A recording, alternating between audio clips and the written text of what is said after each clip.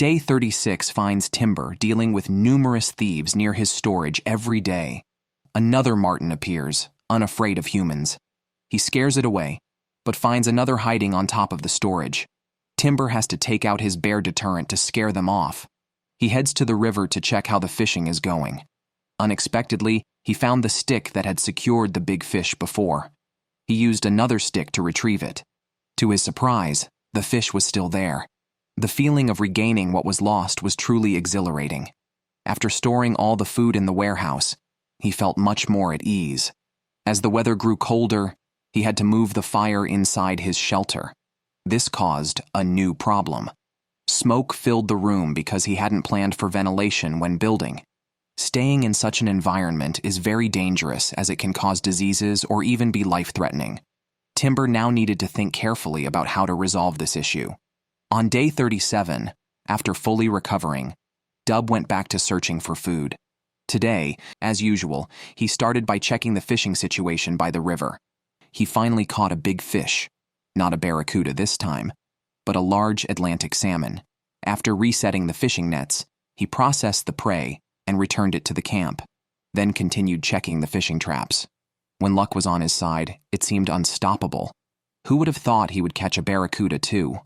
With all this food, he regained his confidence. Today, for some reason, he caught a third fish before nightfall, more than he could eat. By day 40, only 4 contestants remained. Timber cut the excess moose hide off and stored it in the shelter to create a partition for the stove, solving the smoke issue. Speaking to the camera and role-playing were Timber's main methods of combating loneliness. Despite having plenty of food, he did not choose to rest. He constantly sought new prey to increase his stock, securing an unbeatable position. Today, he went out to check his traps as usual. None of the traps he checked had any prey, nor were there fresh footprints. Moving forward, he arrived at his moose hunting ground. Unexpectedly, the ribs he had discarded before were still there. He decided to cut a few intact ones to make some new fish hooks. It's day 41 now. This season is Sarah's forte, yet despite being from Alaska, she still hasn't improved much in hunting. This morning, through a skin test, she found she was dehydrated, so she plans to heat up some of the stock soup to replenish her fluids and proteins. The soup contains bits of bone and meat scraps, along with burdock and wild vegetable leaves. She plans to chop some firewood for heating. For some reason, she suddenly began to feel pain under her ribs. She knows that these physical issues are mostly caused by hunger. Now, the only solution is to go hunting or fishing to get enough protein. At 11 p.m., Dub woke up hungry. Fortunately, he had a lot of fish stored, perfect for a midnight snack. After stewing the fish, he felt the need to check the fishing nets. So he put on a headlamp and went to the river in the dead of night, hearing the howling of wolves nearby, which made his hair stand on end. Being surrounded by wolves late at night would likely be dangerous. However, undeterred, he reached the river. There were no fish in the nets or traps, a wasted trip. It seems his intuition was off. On his way back, but he tensed up when he reached into his pocket. His previously repaired glasses had broken again. Without them, he felt blind. Now, fixing his glasses became a priority. Meanwhile, Timber hadn't gone to bed yet. Recently, rats had been stealing his jerky, so he needed to deal with them. Dub's glasses frame is shattered beyond repair. He gathered some willow branches to create a frame. After heating umbrella cord, he used it as hot glue to attach the legs, completing a makeshift wilderness pair of glasses. Actually, everyone slept poorly tonight, all preoccupied with their thoughts. But Sarah's situation is different. The pain she felt during the day didn't subside. It got worse. If this competition causes long-term damage to her health, it's clearly not worth it. But she did not give up and persisted until the next morning. By then, the pain had eased, and she realized she needed to find food. However, hunting isn't as easy as it sounds. After wandering most of the day and catching nothing, the abdominal pain struck again.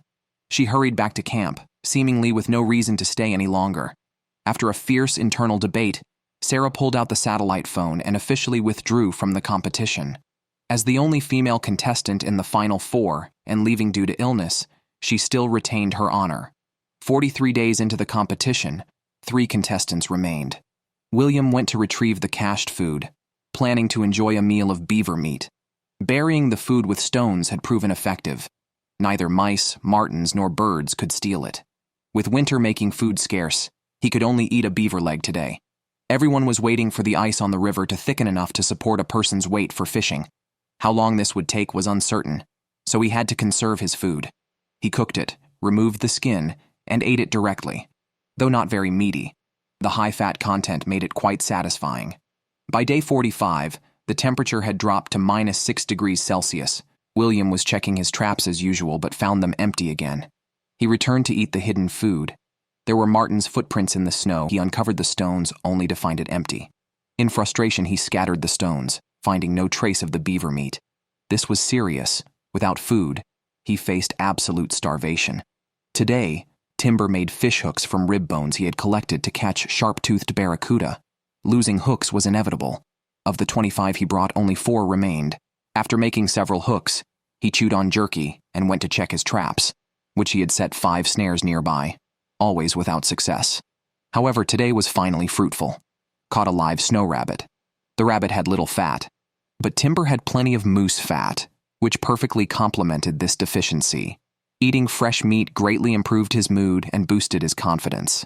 By day 46, after losing his beaver meat, William seemed lost but knew he couldn't afford to remain downcast.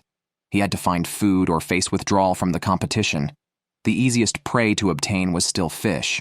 To move safely on the ice, he decided to make a ladder to increase his surface area. Just then, a grouse flew by.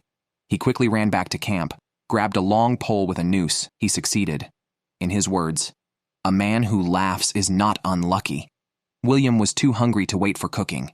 He ate the raw chicken liver and gizzards, which tasted excellent and were very chewy. By day 47, Dub was either sick or had food poisoning, suffering from constant retching and diarrhea. He couldn't leave the shelter for 3 days, but the physical and mental strain didn't defeat him. By day 50, Dub was fully revived and started checking his fishing traps. He had eaten some reindeer moss and charcoal over the past few days, which helped him recover by removing some pathogens. No fish were caught, which was expected as the colder weather drove fish to deeper waters. On day 47, Dub had caught a freshwater cod, so he wasn't starving. He ate regularly, aiding his recovery. But after eating half the fish, he discovered a large tapeworm inside, specifically a pork tapeworm, one of the largest parasites that can infect humans.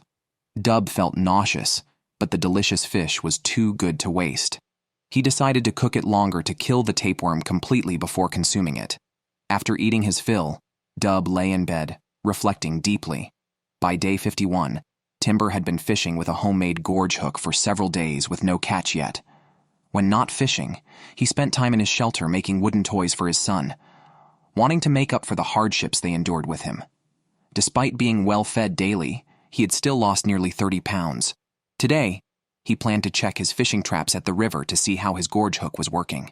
Upon arrival, he found a fish hooked perfectly in the throat by the gorge hook made from moose bone. This success was significant, showing that survival materials found in the wild could replace modern resources, laying a solid foundation for long-term survival. Timber was in great shape with plenty of red meat and fats stored and a continuous supply of food coming in. As long as he stayed healthy, he was nearly invincible. By day 53, Dub caught a large whitefish in his gill net, weighing about 30 to 40 pounds, enough to last him a week. With the river freezing over, the gill net would soon be unusable, but this catch would sustain him until he could ice fish, creating a sustainable cycle. Dub, who had stored 40 to 50 pounds of fish, was shocked to find rat droppings on them today. After much deliberation, he decided to keep the uncontaminated tails and painfully discard the rest. By day 54, the 3 strong contenders were still holding on. Dub had a restless night, constantly hearing the ice creak. In the morning, he found his gill net frozen under the ice, completely disabled. Fishing in the river would have to wait until the ice was at least 10 centimeters thick, so he would have to rely on his stores. However, much of Dub's fish had been spoiled by rat urine and feces. If he couldn't trap or hunt soon, he might face starvation. To boost his morale, he staged a fashion show to display the hat he made from squirrel fur and fish bones. After that, he returned to camp, lit a fire, and temporarily enjoyed some quiet, warm time. However, he soon felt a chill on his back. It was condensation inside the shelter wetting his sleeping bag. With the weather getting colder, this problem would only worsen. A dry sleeping bag was crucial, and without it, it was a disaster. By day 55, Timber was the most comfortable. Despite his jerky being tough on the teeth, it was far better than starving. Today, he routinely stepped out to check his rabbit traps. Since fishing in the river was no longer an option, he relied solely on this snare line to boost his food reserves. The journey was long and seemed even longer after the snowfall. Reaching his destination, he was disappointed to find that something had been caught in a snare, but had escaped. All other traps were empty, not even a single animal track in sight. His time and effort had yielded another fruitless day. Although his moose jerky could last 100 days, he worried other contestants might also have moose, so he prepared for a long haul. That night, an unusual noise from the direction of the storehouse turned out to be a wolverine attempting to steal the meat. Timber quickly grabbed his axe and went to check, but the creature had already fled. By day 56, Timber, following the footprints from the previous night, deduced that a wolf had come to steal. Although it didn't take anything from the storehouse, it had eaten all the fishing bait. Knowing the nature of wolves, it would certainly return if it found food. The only way to deal with it was to capture it. He followed the wolverine's tracks to the area where he hunted moose. It appeared the wolf had started tracking him from there and ultimately found his camp.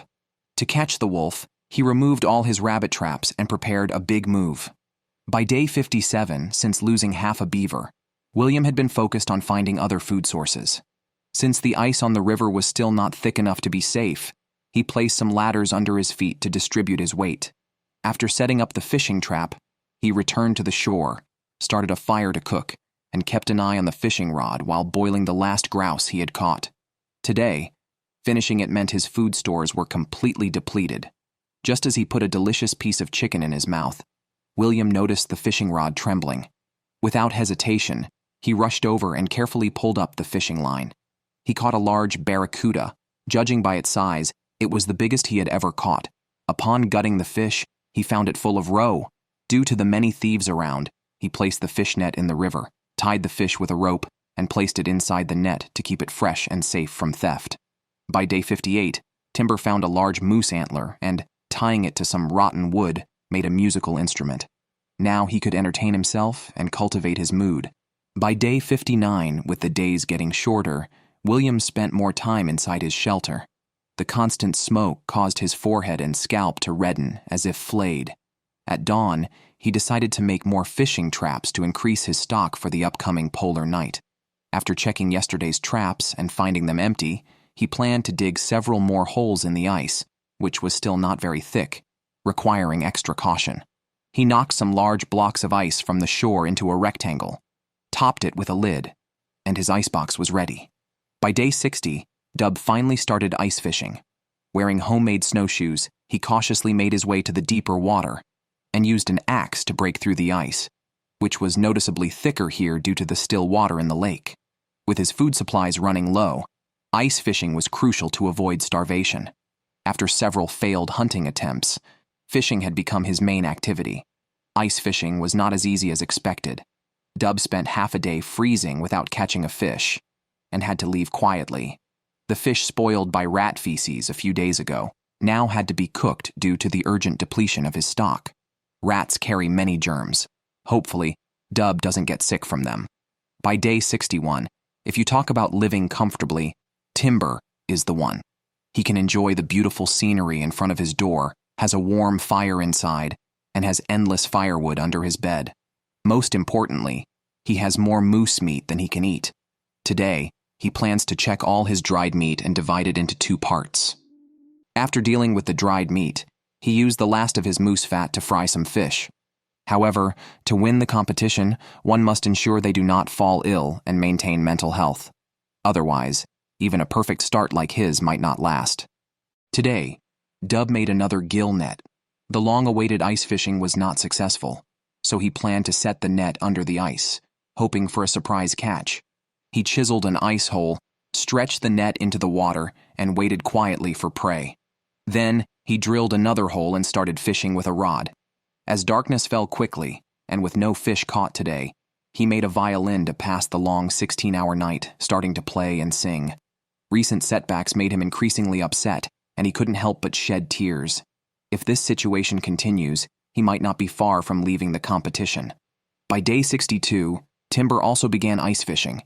He still had 3 steel hooks and a bunch of homemade gorge hooks, allowing him to set multiple traps. First, he chiseled an ice hole and dropped the baited fish line into the water, quietly waiting for a catch. To maximize his yield, he set several traps. After finishing his tasks, his body was nearly frozen, so he quickly returned to camp to find some dry wood and lit it with a flint. Dry pine needles immediately sparked a large fire, which almost caused a fire hazard. Timber hurriedly brought in a pot of water from outside and doused the fire. On day 63, William encountered another grouse. He used the same old trick, a noose on a long stick to catch the grouse's head. He succeeded in capturing one again. Back at the river, he checked his fishing traps. He was surprised to find a large whitefish in a trap that seemed fishless. This fish was the largest he had caught so far. With so much food, he still felt uneasy about storing it all in the freezer.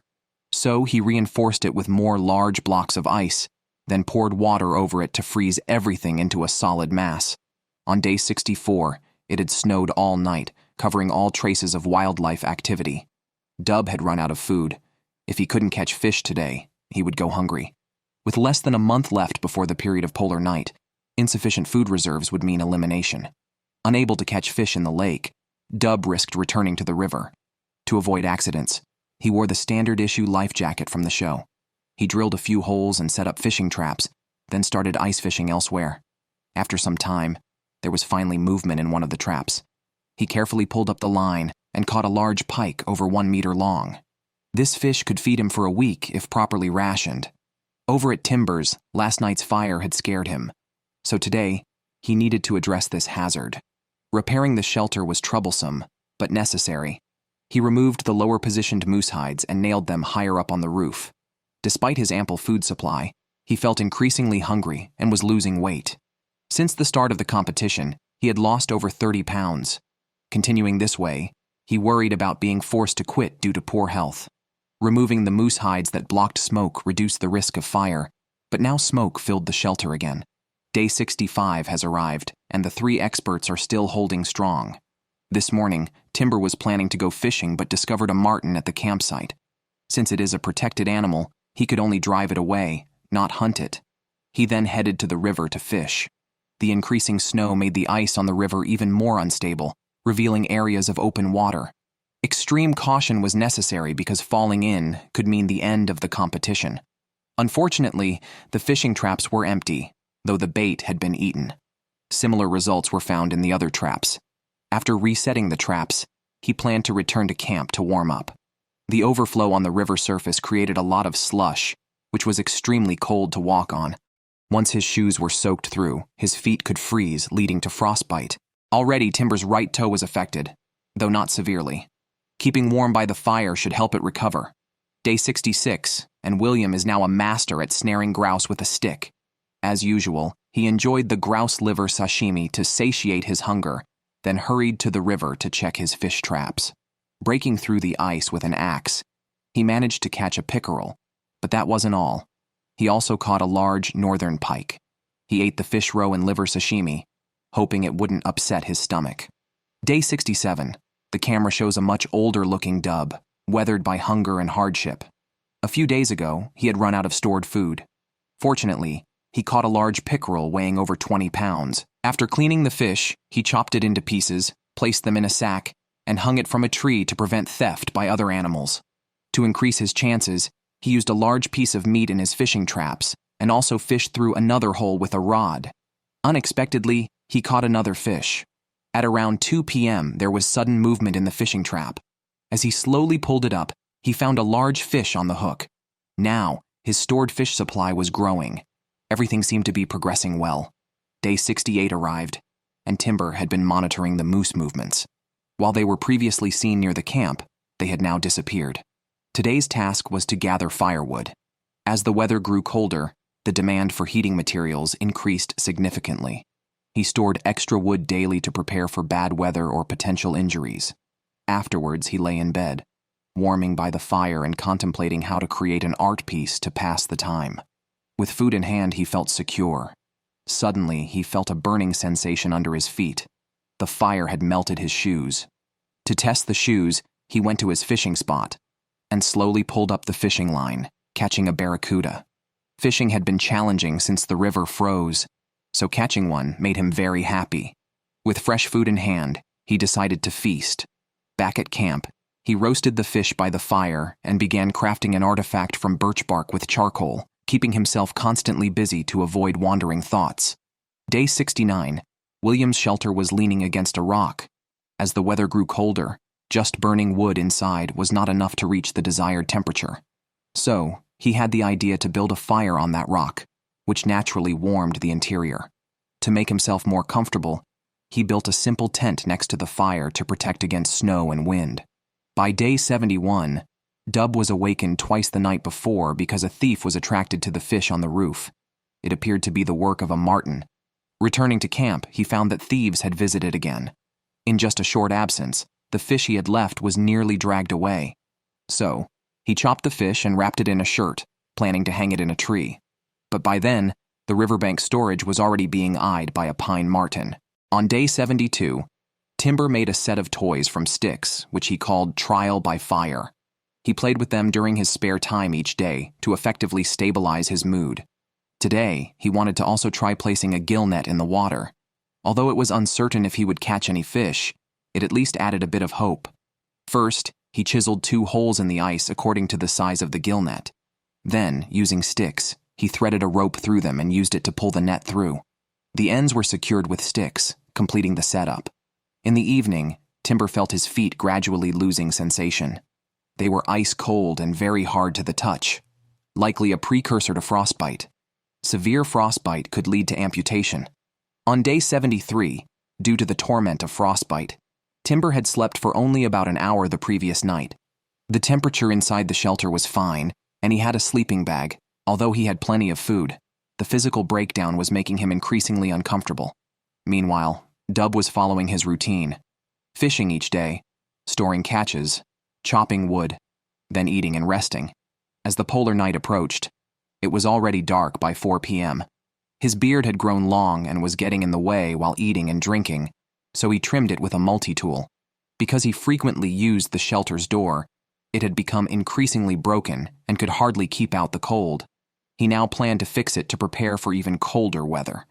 Although life was tough, the thought of a $500,000 prize kept him highly motivated.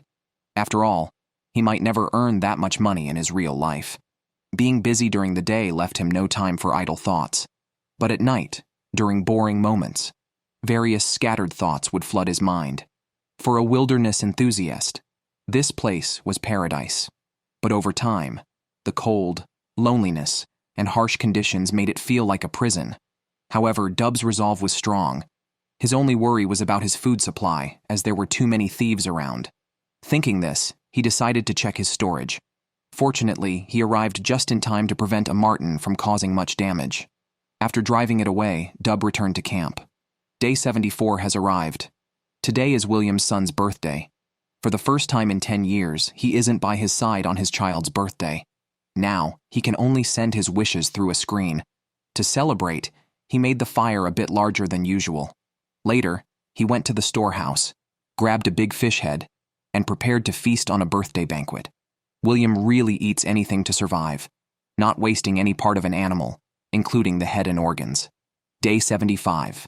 With ample food stored, Dub plans to spend as much time as possible in his sleeping bag. Today is medical checkup day. He hopes it could be like before. Dub watched helplessly as the plane arrived, and then as it left. It seems he hasn't won. From that moment, he completely broke down. After adjusting his mindset, Dub went back to fishing by the river. Currently, there are only 4.5 hours of daylight, soon to be the polar night. Storing more food is the only way to stay safe. However, after several hours, he didn't catch even a single fish. It looks like another unproductive day. Now he only has a few days' rations left, and he's unsure what to do once they run out. Day 76. At this time, with his pockets full of moose meat, which is his confidence to keep going. Though the jerky is tough on the teeth, it tastes excellent. Even with plenty of food, Timber hasn't stopped looking for fresh ingredients. The first thing he does each day is check the fishing traps by the river. Today, with nothing caught, he had to take some stock from the storehouse. He planned to make this large piece of fish into dinner. It is day 77. William is feeling homesick, especially when he thinks of his wife's desserts, which makes him drool uncontrollably. He wishes the competition would end soon so he can return home and enjoy family joys. Lately, fishing has been growing more difficult, so today he plans to check the rabbit traps to see if there's an unexpected catch. Since the start of the competition, he has lost 63 kilograms. After setting the traps, he'll check the fishing traps by the river. His daily routine is repetitive, just like going to work. Unfortunately, no fish were caught. Day 78 arrives. To alleviate boredom, Timber makes some toys and plays with them to manage his mood. Polar night is approaching, with daylight dwindling. Although there's no sunlight, visibility is still clear. Thus, checking traps and fishing must go on. Timber first heads to the shrubs to check the rabbit traps. Excited by some fresh footprints along the way, he finds a wild rabbit in his trap, delighted with the fresh food. Back at camp, he stews the rabbit with water, enjoying the meal thoroughly. Meanwhile, Dub keeps fishing, but catches nothing. The cod caught on day 66 is still being eaten, which is fortunate. Long-term insufficient food intake makes the cold more unbearable. After a full meal, Dub feels much better. If there were enough food, he might not have distracting thoughts. However, he's facing a food shortage, which terrifies him. He decides to change his fishing strategy. His belt is similar in color to lake trout, so he cuts a piece off, shapes it into a fish, and uses it as new bait. It moves like a live fish in water, likely to attract pike attacks. On day 79, William had a good night's sleep, a rare occurrence in the competition. His food reserves are better than Dub's, but still not enough to get through the polar night. Each morning, he first checks the rabbit traps, then goes fishing by the river. The partridges seem to have disappeared. Today, after many days, he finally catches a rabbit, quickly returns to camp, lights a fire, and prepares the rabbit by cleaning and stewing it. He really enjoys eating the liver, regardless of the animal. On day 80, a heavy snowfall overnight drops the temperature significantly. Dub now needs full gear to go out. The fresh snow nearly erases all usual tracks, but luckily the impact on the river is minimal. He rushes to test the new bait made last night, but gets no good results. The new bait doesn't work, and he still catches no fish today. Hunger and invisible pressure make his heart race, almost breathless. He has done almost everything he can. Considering not to harm his body permanently due to the competition, he decides to quit. The $500,000 prize is tempting since he might never earn that much in his lifetime. After weighing the pros and cons, Dub uses the satellite phone to officially quit the competition. He has elderly parents to care for and can't afford to ruin his health. With Dub gone, only Timber and William remain. On day 81, Timber, despite having plenty of food, can't avoid this torment. As soon as it gets light, he quickly leaves the shelter to check his fishing traps. Each day is colder than the last, very uncomfortable. He hears a crack in the ice just a few steps by the river, a potential disaster if he falls in. So he decides to remove all traps and leave this dangerous place. For safety, he prefers not to fish anymore. William essentially repeats the same daily routine, catching rabbits, fishing, and searching for partridges. Now that larger game has disappeared, he relies on these smaller animals for survival. He occasionally adjusts his rabbit traps based on the tracks on the ground to increase his success rate. Timber, who hasn't caught any fish, feels disheartened. He constantly questions the purpose of his participation in the competition. Is it for the money or to be remembered? Even Timber isn't sure. Rather than seeing everyone suffer, he considers ending the competition himself. He stands in the snow with a satellite phone, debating whether to make the call. Eventually, he doesn't dial, feeling it would be irresponsible to himself and others. By day 83, after adjusting his mindset, Timber re-engages in the competition. Now he doesn't need to do much, just collect some firewood and stay in his shelter eating jerky to last until day 100. It's unlikely that William's small amount of food will defeat him, but Timber's mental defenses are crumbling. The $500,000 could change his life and help others in need, but after re-evaluating himself, he feels he has gained what he wanted from the adventure. Quitting at the right time is also a form of success for him. Ultimately, Timber makes the call and officially withdraws from the competition. By day 84, only one contestant remains. Recently, a marten has been causing trouble, unsettling William. Expecting the crew to use a medical check as a pretext to announce the competition results, William prepares a hearty breakfast for himself. After a round of checks, his condition is good. At that moment, his wife quietly appears behind him. Who would have thought that the final winner would be someone who didn't choose a bow and arrow and prefers sashimi? It seems William's desire for a better life and his positive attitude were key to his endurance. Of course, some luck was also involved. Let's congratulate William on winning the competition.